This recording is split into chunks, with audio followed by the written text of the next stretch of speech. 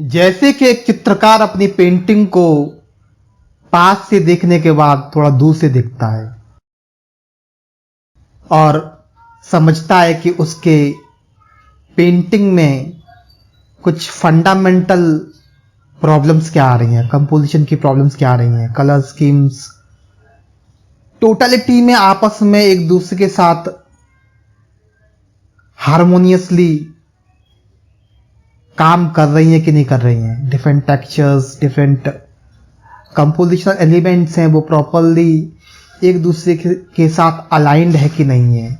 तो यह सब जानने के लिए वह अपनी पेंटिंग को दूर से देखता है और फिर जब उसे ठीक से समझ में आ जाता है कि समस्या कहाँ पर है तो फिर वह पास में आके उसमें काम करता है। अगर वो लगातार पेंटिंग में पास रहकर ही काम करता रहे तो उसको एग्जैक्टली समझ में नहीं आएगा कि आखिर समस्या क्या है। जो डिटेल वर्क के साथ साथ पेंटिंग का जो टोटल इम्पैक्ट है वो क्या है। इसी प्रकार हमें अपना पूरा जीवन जब हम दूर से देखते हैं, जूम आउट करके पूरी लाइफ को, पूरी बॉडी माइंड मैकेनिज्म को जूम आउट करके देखते हैं, तो इसे हम अकर्ता या दृष्टा का दृष्टिकोण कह सकते हैं। अकर्ता वह दृष्टिकोण है जब हम अपने पूरे जीवन को बर्ड आई व्यू दृष्टिकोण से देखते हैं। हम इस दृष्टिकोण को किसी भी स्थिति, किसी भी परिस्थिति में अप्लाई कर सकते हैं। अकर्ता वह स्थिति है जहां पर हम पूर्ण रिलैक्स्ड होते हैं, जहां पर हम अपने जीवन में होने वाली प्रत्येक क्रिया प्रतिक्रिया को एक दृष्टा के रूप में जस्ट ऑब्जर्व करते हैं। और यह कोई भी काम करते वक्त किया जा सकता है। यह निर्भर करता है कि जो अकर्ता के दृष्टिकोण को कितनी गहराई से समझता है, कितना अच्छे से समझते हैं। क्योंकि हमारे जीवन में कोई भी क्रियाकलाप फंडामेंटल लेवल पे जो हो रहे हैं, हमारी सांसों का चलना, हमारे दिल का धड़कना, हमारे पाचन क्रिया का होना, यह प्रकृति के ऑटो पायलट मोड पर हो रहा है। शरीर का बढ़ना, ग्रोथ होना, यह ऑटो पायलट मोड पर हो रहा है। और जितनी भी हमारी सबकॉन्शियस एक्टिविटीज हैं, जो हमारे अंतर्मन की अनैच्छिक क्रियाएं, वह ऑटो पायलट मोड पर हो रही हैं।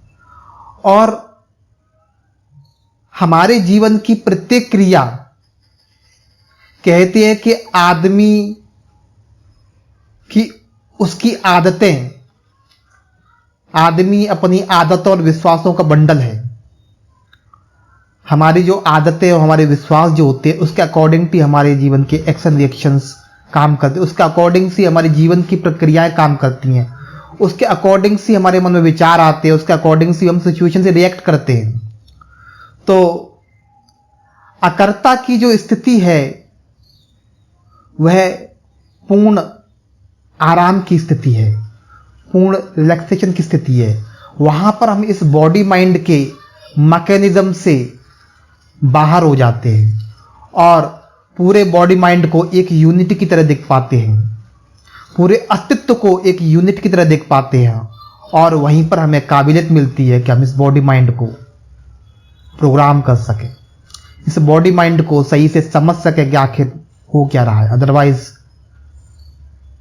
हमारे जो अटैचमेंट, हमारी जो चीजों से, परिस्थितियों से, विचारों से जो अटैचमेंट है, वो हमको इस बॉडी माइंड के सिस्टम के अंदर ही रहने पर मजबूर करते हैं और हमें जिंदगी संघर्षमय प्रतीत होती है।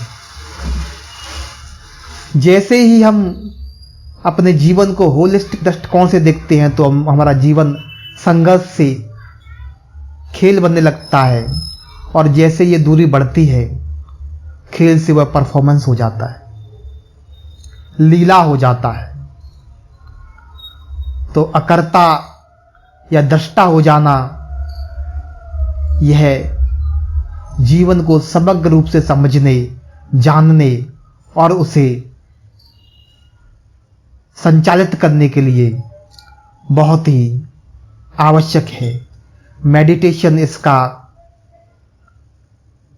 एक प्राइमरी साधन कह सकते हैं, या फिर जो भी लोग हाईली प्रोडक्टिव होते हैं, हाईली प्रोडक्टिव होने के साथ हाईली रिलैक्स्ड होते हैं, जो भी लोग अधिक सफल होते हैं जीवन में, जो भी लोग मेंटली, फिजिकली, इकोनॉमिकली, सोशली हर तरह से साउंड होते हैं, वह कहीं ना कहीं जाने अनजाने में इस अकर्ता की स्थिति को छू पाते हैं।